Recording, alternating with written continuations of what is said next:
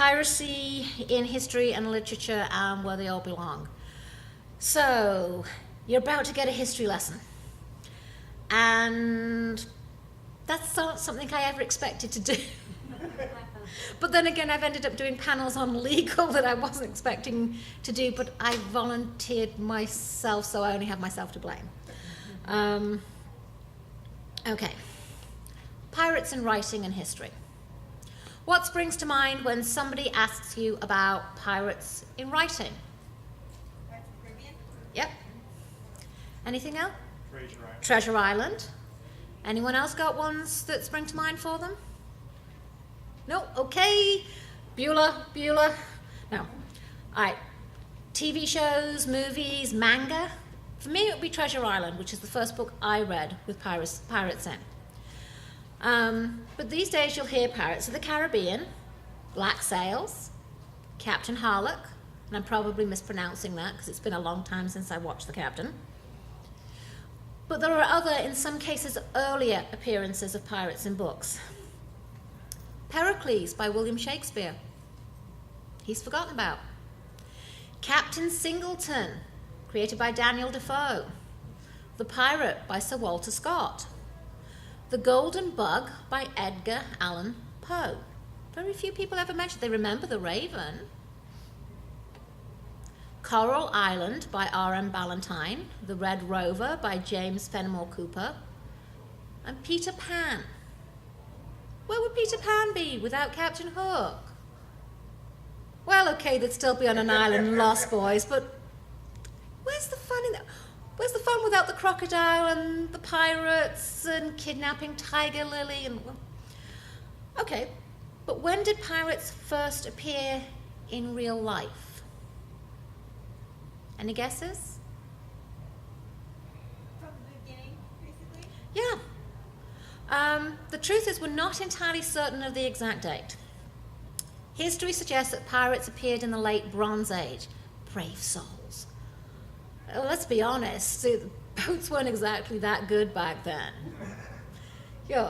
Forget a rough storm, tiny swell, and we'll sink. But no, we had pirates in the late Bronze Age, primarily in the Mediterranean.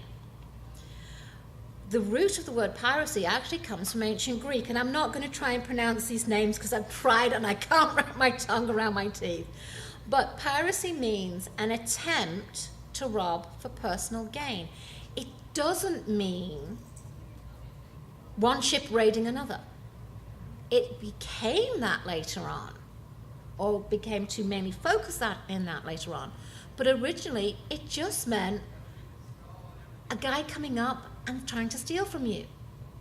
Highwaymen could have once been considered pirates. People forget that. So it then morphed into the word brigand. Well, that kind of follows the highwayman thing, doesn't it? Or the guy waiting for you behind the pub. Or, the guy roughing you up to keep your shop safe. They were all forms of piracy. Nobody remembers that. It means that type of character is a little bit broader than we all thought. More options. Well, the ancient Greeks did also then start referring to these people as listes, which is the same word used for land-based pirates and land-based thieves. Now, in the early history of the Mediterranean, there's many references to piracy and the measures taken to dealing with piracy. It's been suggested that the pirate articles, which were structured by the company democratically, was derived from ancient seafaring traditions that originated sometime during ancient Greece. The trouble is, there's actually no documentation for this. This is all hearsay or minor references somewhere down the line. So it's become pirate folklore. But then again, isn't a lot of what we deal with pirates folklore? Stories passed down? Maybe. A lot of it, we're missing the actual documentation. There were pirates that were also around the lands of Egypt. In fact, they're some of the most volatile pirates in the ancient world. They were pretty nasty. Whereas the pirates of the Roman period might ransom you back, the pirates of the ancient Egypt period chopped off your heads and Maybe they castrated you first, maybe they didn't, maybe they decided to sell you into slavery, but ransom was not really their thing because then you could identify them. And ancient Egypt had a slightly different legal system, so if you could identify them, not necessarily good things happened to the guys who were identified as pirates, so you didn't leave people around to spread the stories. There were also a collection of diverse group, commonly known as the Sea Peoples, according to people who documented the life of Ramesses III. And this term appeals on numerous obelisks and monuments. These may have also been pirates. We don't really know because a lot of the documentation on the obelisks has worn away. The translation of hieroglyphics is not 100% accurate. Rosetta Stone or not, we're guessing. We're doing a best guess. We believe it means this. Evidence suggests it means this. But unless you've got a time machine to go back, we don't know. History's guesswork. In a lot of cases, what we believe actually happened is, well, great Uncle Bob Joe McGregor said this, but Aunt Kathy said that. We're doing that 1,000 times removed. Now, pirates are mentioned greatly by the ancient Greeks and the Romans, and one of the pieces of documentation we do have that does confirm piracy are the letters written by Julius Caesar. Julius Caesar was actually captured and held for ransom by pirates when he was a young man. He showed no fear. He ate with the pirates. He drank with the pirates and then demanded they demand more of a ransom for him because he was insulted by the paltry amount they were demanding for him. And you know what? They did it. But he also warned them that he would be back, that he would track every single one of them down and crucify them. He did.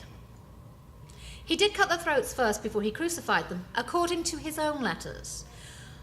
But then again, we're taking the word of Julius Caesar.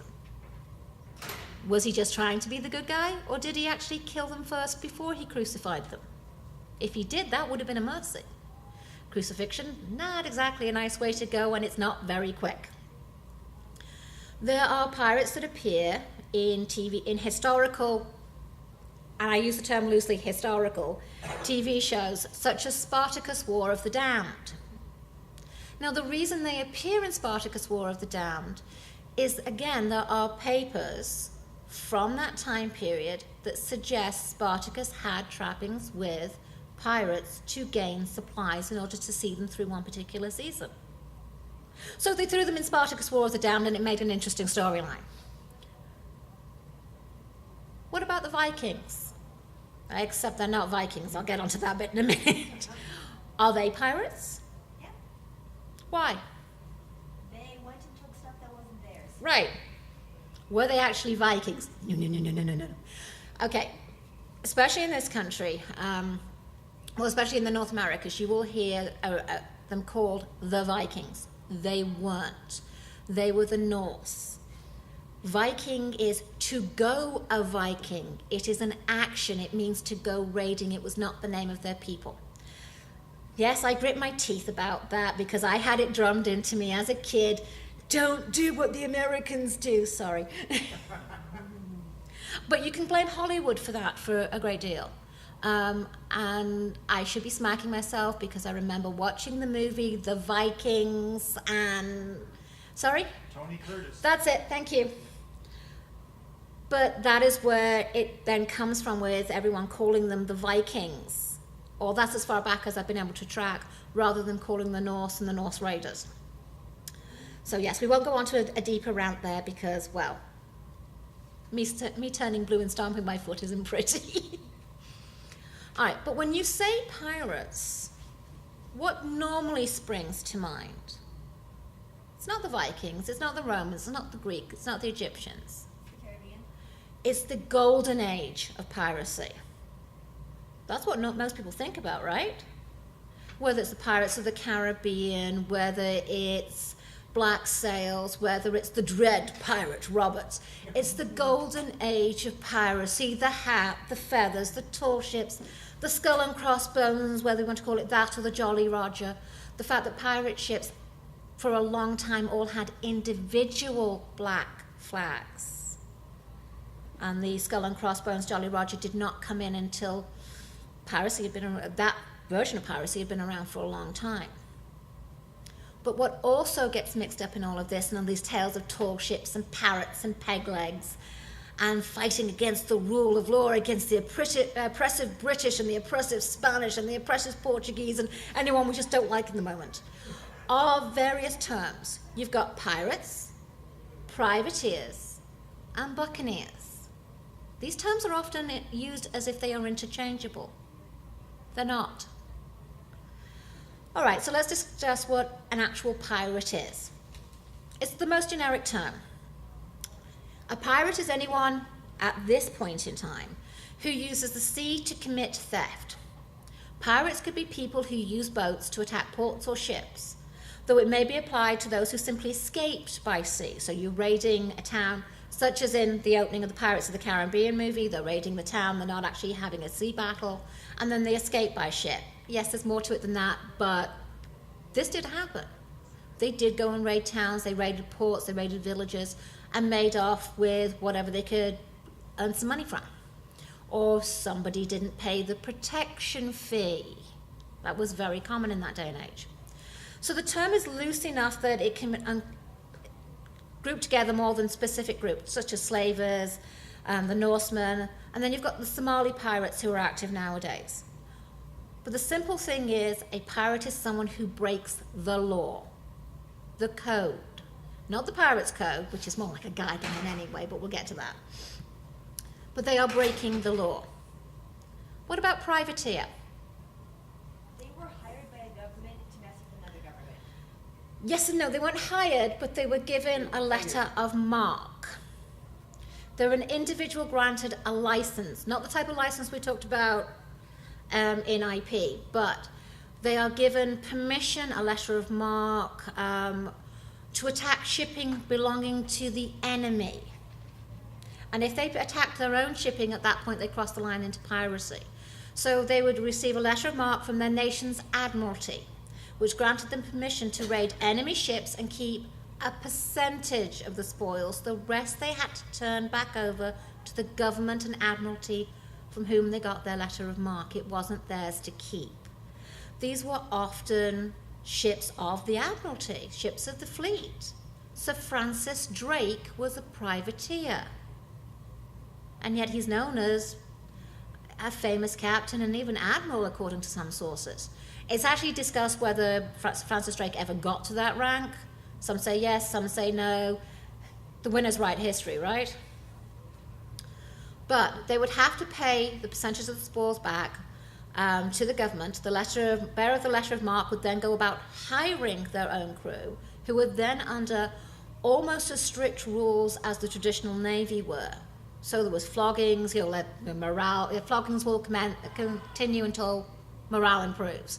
Well, that did kind of actually happen with the hardtack, salt biscuits, scurvy, all of that nasty stuff. So a privateer is legally operating as long as they have their letter of marque. Well, sometimes these letter of marques were revoked without the captain's knowing. Sorry, you kind of got the wrong ship. Yes, I know it was flying a Portuguese flag and we're British, but my brother's cousin's uncle's second remove was the first mate sort of there, and you're in trouble now. And yes, in some cases it was not what you were doing, but who you know and who you angered. And those letters of marque would be revoked. So it was kind of a dodgy thing to be in. What about buccaneers? What do you think a buccaneer is? Most people think they're pirates.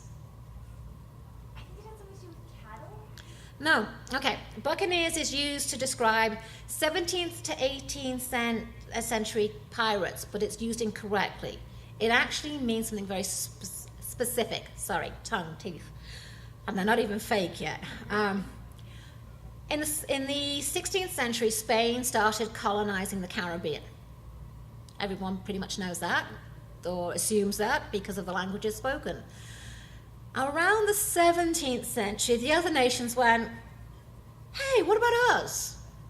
Looks like cool land. Share. Spain wasn't having any of it. Greedy sods. What are we going to do with them? Taking over land that's not theirs. They didn't actually turn around and say it was one of their colonies, sort of, maybe. Well, we weren't paying attention to that anyway. And the British and the Portuguese, especially the British, because, well, it's ours. We were at one point where we had an empire where the sun never set, and we were kind of like to grab things that weren't ours. We weren't exactly innocent in all of that. But here's where the problem starts. When France, England, and the Netherlands tried to settle in the Caribbean, they weren't welcome in Spanish ports. The sneaky Spanish really didn't recognize their right to settle. As a result, only people who were willing to trade with the settlers and adventurers, the only people willing to do this were social outcasts. The mulattoes, the Native Americans, and shipwreck survivors who mainly lived out in the wild. They didn't live in recognized ports. They lived in places where there was no rule of law. These groups of people sold supplies such as water and meat to the non-Spaniards. They really didn't like the Spaniards. That continued for a long time. Now the Spaniards started calling them buccaneers. And it's a French term that's very closely related to the word boucan, meaning a wooden gridiron that the outcasts apparently used to cook their meat on. So they were being named after having a barbecue out in the backyard. Not something you'd have expected. They also then translated to a verb called bocanar, which means to hang around with lowlives or to intimate, that's got to be wrong, I misspelt that, a foul-tempered billy goat. A more wretched hive of scum and villainy. Sorry, wrong genre. Anyway, these words eventually meshed together, and the French started calling these local outcasts buccaneers. Around 1620, they started developing a reputation as navigators and sharpshooters. So anyone who wanted to rail against the evil Spanish would want some buccaneers on their side for their combat prowess. These were feared men and women, very few women, but there were women involved, who wanted to get rid of the Spanish. They didn't like the Spanish. The Spanish were mean and cruel and bullies, oh my. So by about 1680, the term was not just used to describe the locals, but anyone of pirate or privateer in general. So we went from it meaning one specific thing to going back to being a pirate. Kind of lazy. Oh, we like shortcuts in language, so never mind. So around the late 17th century and early 18th century, you suddenly have pirates and buccaneers becoming almost the same thing. And if they were descendants of the original mulattoes or runaway slaves, or the Native Americans, they would fight that term of being called pirates. They were not pirates, they were buccaneers. And they were proud of it. So you had a few arguments between the various groups over the terms that were being used. Anyone heard of the Pirate Code? Of course you all have, right? No, you haven't? Okay. Pirates of the Caribbean. You hear the Pirate Code being mentioned, which is the rule under which the pirate ship would operate. But it was more like a guideline, really. Actually, it wasn't. It was actually a written article that the men and women on board the ship, and again, there were some women, they were just very rare, and they often dressed as men, and for a long time, some of them would hide the fact they were women, because a woman alone on a ship with a group of men, she better be a damn good fighter. So, yeah, the articles were laws that governed the ship, and they were laws put together generally by the crew as a whole, but you might adapt articles that another ship had put together. And each ship had slightly different articles, and you then ended up with what was generally assumed to be a pirate code that applied to everybody. But whereas one pirate ship might say, well, everyone gets 2%, but the captain gets 10. Another ship might say, well, the captain gets 20% because I'm the captain and I'm the first one they're going to hang. And the rest of you can share it out between you. So it varied. But it generally was the captain was voted upon. The captain could be challenged. If the captain was being unfair, he could be ousted. There was what we would now know as the quartermaster who would take care of all of the supplies, and he was responsible for anything going missing. If he did not keep track of those supplies, he had to answer to the crew. Well, the crew often wasn't very forgiving.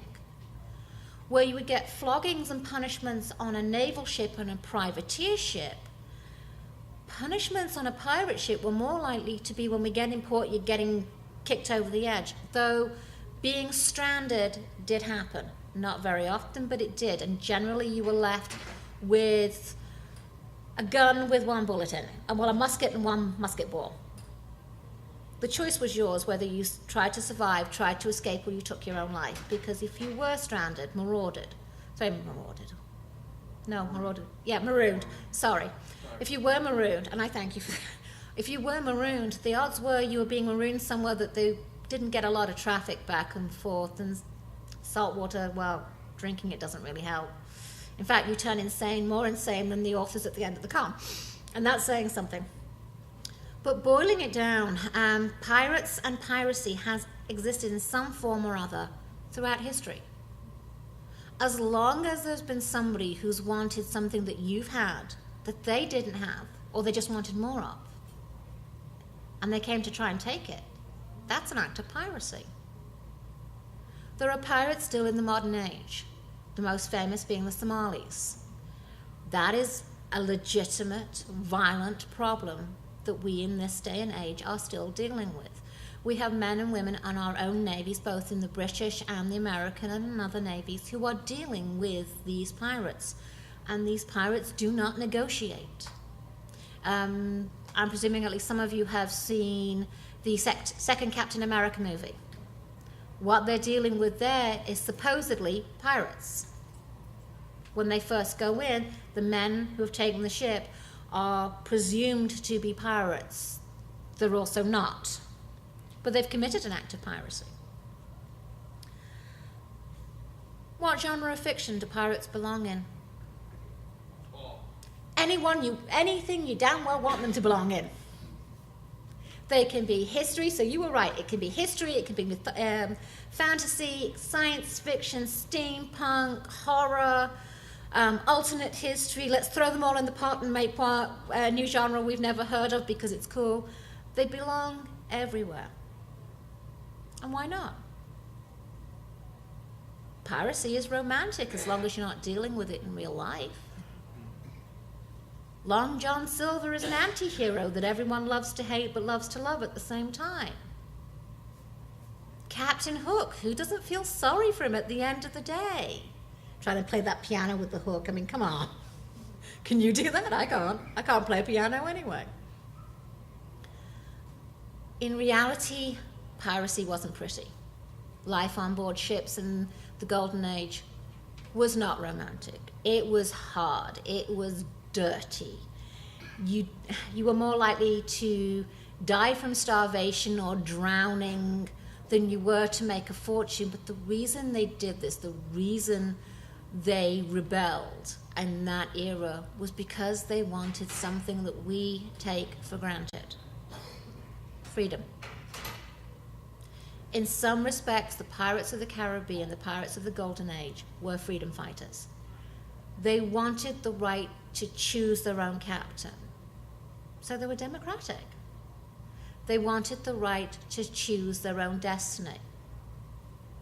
They wanted the right to live where they wanted to live, to have a say in the laws that govern them, which is one of the reasons they have their own articles. Is that any different than what we want in this day and age? You all want the right to vote for the person that you want. You all want the right to wear what you want, to have the careers that you want, to live in a manner that is free. They just took it a different direction than we do in this day and age. Were they right to do what they did? not ours to judge. The treatment of pirates when they were caught was brutal. Not as brutal as it is, in this day and age it's not brutal. We don't normally go and hang pirates from the yardarm. But pirates in the Golden Age, if they were caught, unless they knew someone and could pay a decent fine and get out or escape, were hung. Or they were hung, drawn, and quartered, depending on the ship that they had attacked. Women pirates would plead their belly, saying they were pregnant, and they would have to wait 9 months before the woman could be hung. Anyone name some famous women pirates? Wasn't there the one married girl?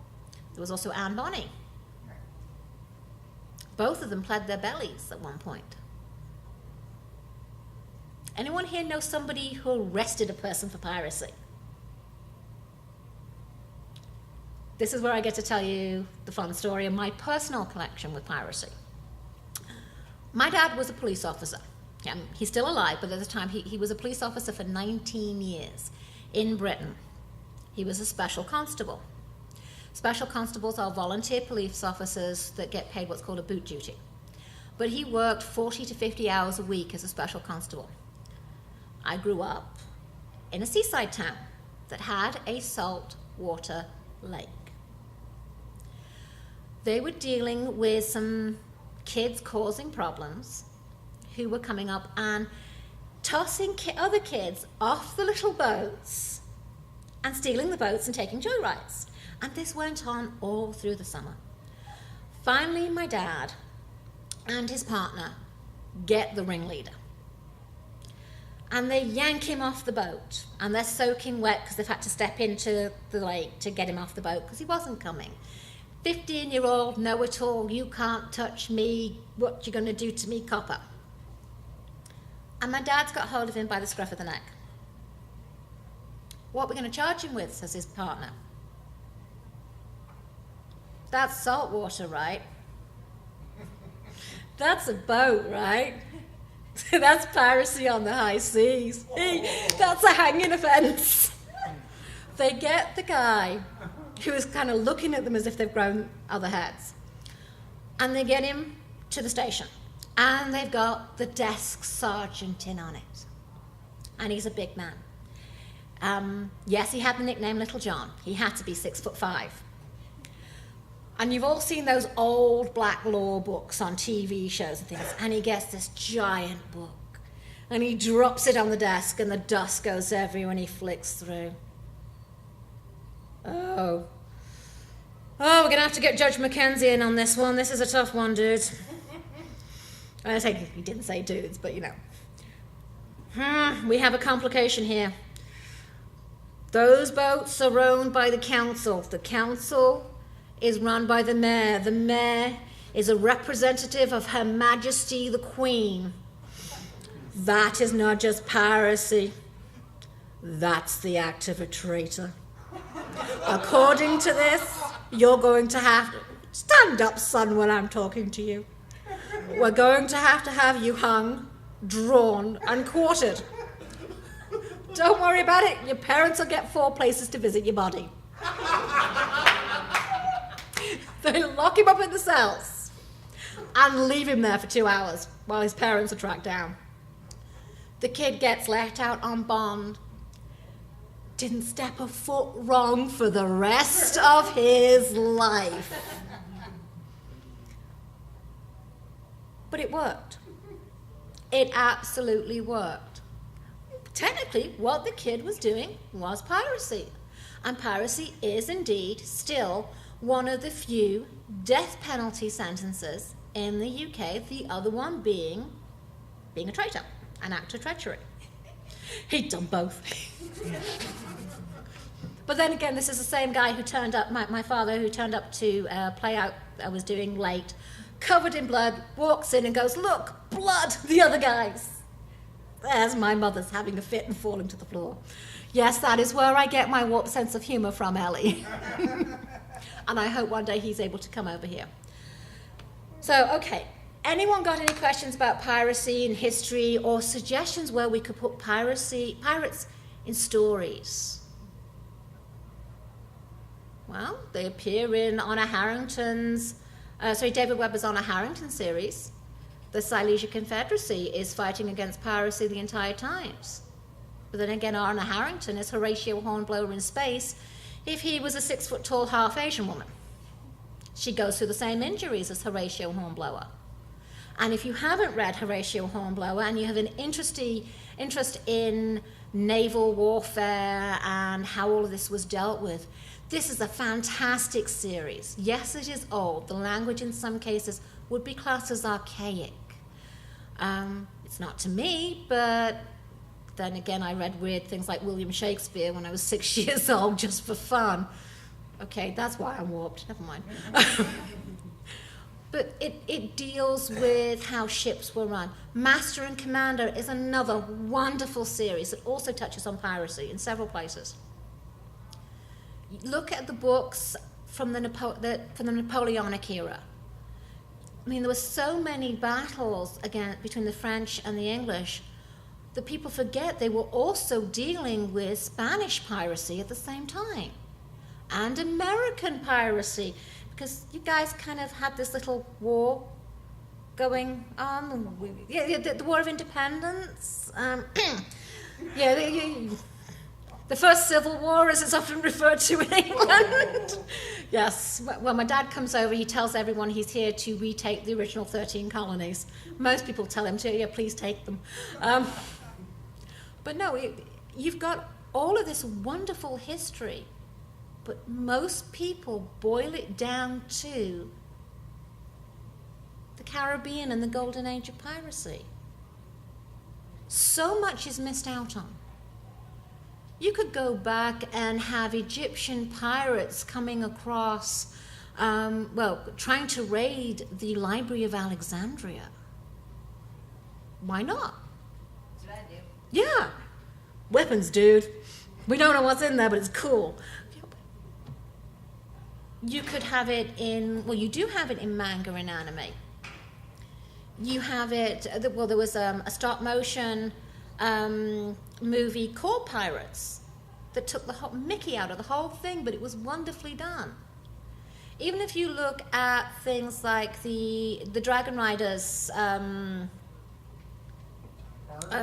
of Pern, the Dragon Riders movie that was based on, and I'm forgetting the Cornelius Funk, was that? No. But pirates appear in so many different things. Why limit it? Why boil it down to one tiny period of time? Because in the grand scheme of things, 200 years? 150? No, the golden age actually boils down to maybe 75 years of piracy. Why do we limit it to just those 75 years when we're writing about pirates? Or looking to stuff to read about pirates? Why are we not looking at the rest of it? Why are we not writing more stories about them? Why not pirates who are rock trolls? Oh no, wait, did that one for the blog, didn't I? So if you had the chance to write a new story about piracy, where would you set it? What would you do with it? What would you do to make your pirates unique to you? What would your code say? And yes, they're kind of guidelines, really. Well, jumping from one ship to another. Do you have a favorite era that you would put pirates in? Would you put them out in space? Would you have them using the moon as a new base? Would they be railing against the rules, or would they just be wanting to explore and be given this unfortunate tag of being a pirate because they annoyed somebody at the wrong time? Okay, there was that black flag painted on the side of the ship, but Han Solo was a pirate and a smuggler. Many people from Corellia in the Star Wars setting are pirates. There are pirates in Star Trek. The Ferengi, in a way, are kind of pirates. They're out to go and get what they want and steal it from you. What else could be classed as pirates that don't actually get given that label in your favorite genre and your favorite TV show? Bueller? Bueller. Some of you, one of you's got a suggestion. Come on. I suppose raiders. Yes. Raiders are pirates. We've got a gentleman back there in a very good a golden age costume. Is the golden age of piracy your favourite? Or do you have a secondary as well?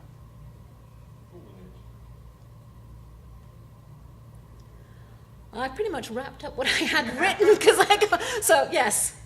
I have a question. In your research, did you find out where the pirates came up with their democratic idea? Yes. Basically, from what I was able to find, it boiled down to people who were fed up of being told what to do by their various admiralties. Because a captain on board a ship of the fleet had the say of life and death. He could order you flogged to death, technically. He might have to answer to it if you had a powerful family back home, but remember, a lot of the crew members for the Admiralty ships in that period, especially in the golden age of piracy, were the guys they dragged off the dock, were the guys who really had nowhere else to go when they'd been fed a line about, the wonderful life on the high seas. Some joined up for the rum that they did actually get as rations, mainly because the water wasn't very safe to drink, but they did actually get a pint of rum a day. So did the soldiers of the era, by the way, which kind of explains a lot about the floggings and getting in trouble. If you woke up and the first drink you had in the morning was a cup of rum, it kind of goes downhill from there. So they made up the articles so they would have a say. They would actually discuss what their articles needed to have, and that would include, as I said, the share of the booty, how to get rid of a captain they didn't like, how to deal with a quartermaster who was cheating them. And these things did happen, because when you get a group together who are breaking the rules, who says they're going to follow the very rules they agreed to, kind of caused a few problems now and then. But you also had ports that they could go in and trade. And although Black Sails is definitely fiction, it does draw on a lot of real life inspiration. It does follow a lot of the dirt and the gore and fighting the high seas against the storms and how badly the ships could be damaged and how issues were handled. They did go back and actually research them, and absolutely kudos to them on that. The fact, in some respects, it, like many things that appear on Starz and HBO and Showtime, it is partially a TNA show. You're just going to have to swallow that and deal with it if you want to see something that deals with the nitty-gritty. But yeah, they voted, they discussed. There was occasionally people who could actually write. They often ended up as the captains or the quartermasters. You needed to be able to write and count if you were a quartermaster. Cooks had a lot of power as well, which is where the story of Long John Silver having a lot of power starts to come in. Because, well, if you wanted something, you would obviously slip the best portion of meat to the person you were trying to get on your side, right? So, yeah, that's pretty much where the articles come in. They sat down and democratically sorted it out, sometimes with a cudgel to the back of the head, but, not so different from today, right? Yes? Is it fair to say that might be the first union? I never thought of it that way, but you might be right. I'd have to go back and research, but yeah, it would be fair to say that might be the first union. There might have been ones that appeared before the Golden Age, but if they did, there were probably things like the Weavers Guild, because they had a lot of power, especially back in the early days of weaving before the Industrial Revolution. But yeah, that's something I hadn't thought of. Thank you. That's a really good idea. That's story of the foot. No, we're going to break the union. What? Have you seen the cutlass he's got? He knows how to fight. Well, have you seen all those scars? Yes, that means he survived the fights. Well, that's another thing. Medicine on the ships. It was pretty brutal. It's not like you had a surgeon. Well, you did. He was the barber. And things got cut off. And you better learn. You were sewing You were mending your own clothes and you were mending the sails, so if you could thread a needle, well, you can sew little Joe back together. Yeah, I know his arm's hanging off by a thread, but you can do it. He won't miss it. But you did end up with pieces being cut off because the modern medicine obviously didn't exist. You were out in the seas. But you know that salt water was really good for killing bacteria in some respects? Just don't drink it. Really, don't. You don't want to go there. What about the supplies and stores? Well, they bought them. They traded for them. Unless, of course, they were raiding your ship and stealing from them, but minor details. But no, trading actually, what they stole from other ships and other ports, they brought in and traded back in a safe place. This happened. There were legitimate traders who controlled things. There were brothels where the women had a lot more say than they did on the mainland. They weren't always slaves. Although women didn't have equal power the way they do technically in the modern era, they did have a lot more say in these independent ports because they had earned it. The women who found those ranks, who held those ranks, had earned it. They had proved themselves, but so had the men. It wasn't just about women fighting for opportunity, men did. Men who didn't have rank, who didn't have noble families, who didn't have money, who could back them, could actually fight for position and hold it. You held it by will, you held it by strength, and you held it by the skill of arms and the skill of your mind and tongue.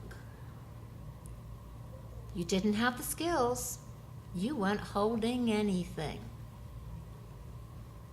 Kind of an interesting situation, considering in the era of Golden Age, if you didn't have the family and power behind you, in normal circumstances, you weren't getting anywhere. You didn't have the money to buy your rank, which was common in the military. You didn't have the money to go and pay off the local constable or the local magistrate for getting in trouble. Out there, it wasn't money or power from your family that gave you your position. It was you. Kind of interesting. Anything else? Yes. Well, about the Norsemen, you know, many of the major cities in Russia that are on rivers were trading locations, and that was all the Norsemen going through the rivers. I mean, they were able to go from the Scandinavia through Russia all the way down to Istanbul, you know, and then into the Mediterranean. Oh, yeah. That way, Then they founded, well, the Norsemen founded a second kingdom in Sicily, you know, after they went from Normandy to England, and then they controlled Sicily for a couple hundred years too. So that idea that they were just pirates, they were mercenaries, crusaders, warriors. They went from going a Viking to setting up cities. One of the prime examples in England is York. Yep. Paris. Yep. They They've Dublin. kind of. You've also got a secondary wave of pirates that actually had an influence on Ireland, where some believe the Black Irish came from. And that was from the shipwrecks from the battle with Sir Walter Raleigh. Actually was defending against the Spanish Armada. That theory is disputed, but that is where romantic stories come from about the wave of the Black Irish, and in that case they're referring to people with very, very dark hair and dark eyes and a slightly swarthy complexion. That term has dropped out of usage in the last 10 years or so because some people find it offensive. But in reality, that's what it was called in history.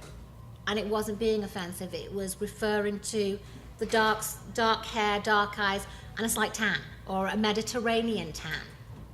But when you compare them to the very, very pale skin Irish and Scots Irish, that's kind of going to look black to somebody who is lily white. Perception. And that also goes back to the pirates. What you perceive to be a pirate may actually be a privateer or a buccaneer Or maybe just Sir Walter Raleigh's had enough and he's going to go and kick the Spanish's behinds again. So you've got a lot going on there. So piracy covers a lot more than people initially see, because we're bombarded with these images of the Golden Age. But Julius Caesar's been dealing with them. Well, Julius Caesar was dealing with them back before, see, it was 50 BC when he tried to invade England and failed-ish, according to him he won. But he was dealing with pirates 15 to 20 years earlier as a young man. You go further back into the ancient Egypt and the ancient Greeks. So they've been around for as long as we've had boats. Maybe the first act of piracy was one guy in a little coracle smacking a guy over the head because he wanted his fishing rod, or he'd got a bigger fish than he had. Was that the first act of piracy? Probably. But yeah, I've kind of run out of things to say at this point. I'm sorry, ladies and gentlemen. So if you have any more questions, please. I'm more than willing to sit up here and gab and, you know, have your ears fall off with boredom. But if not, thank you very much. I appreciate you being here. I'm sorry it wasn't as long as the other ones I'm back, but I really appreciate it. And I'll be here all weekend. No. Actually, no, yes I am. Oops. I don't get to run away till Monday. Thank you. I really appreciate it.